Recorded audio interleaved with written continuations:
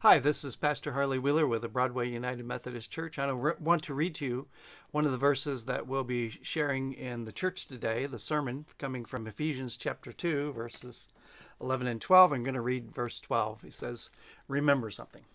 Remember that you were at that time separated from Christ, alienated from the commonwealth of Israel, and strangers to the covenants of the promise, having no hope and without God in the world.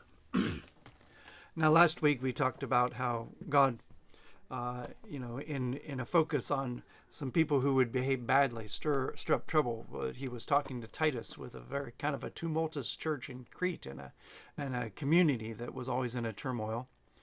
He didn't say how bad the people were, but he said, remember the sin you have escaped from. No matter how holy we get, our holiness only makes us more appalled at what we've been saved from. Now, also, Paul, in typical manner, he says, remember where we've come from. You were strangers. You were not part of the whole program that God was going through with Israel. You weren't that, you didn't know yourself to be that object of his faithfulness, having no hope and without God in the world. There are people who have no hope. Let's put it bluntly. There are people who have, as far as they can figure, that they will struggle a while. Maybe some good things will happen.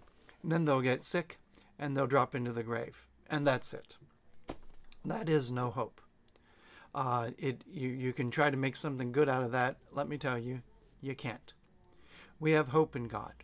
We have hope that he not only has his hand on us in this life, that he's establishing his kingdom in this world, that his Holy Spirit is alive and at work within us, and Christ is present.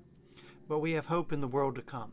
I know I will die, but I know I will live with Christ. He will call me to his side. He has a place prepared for me.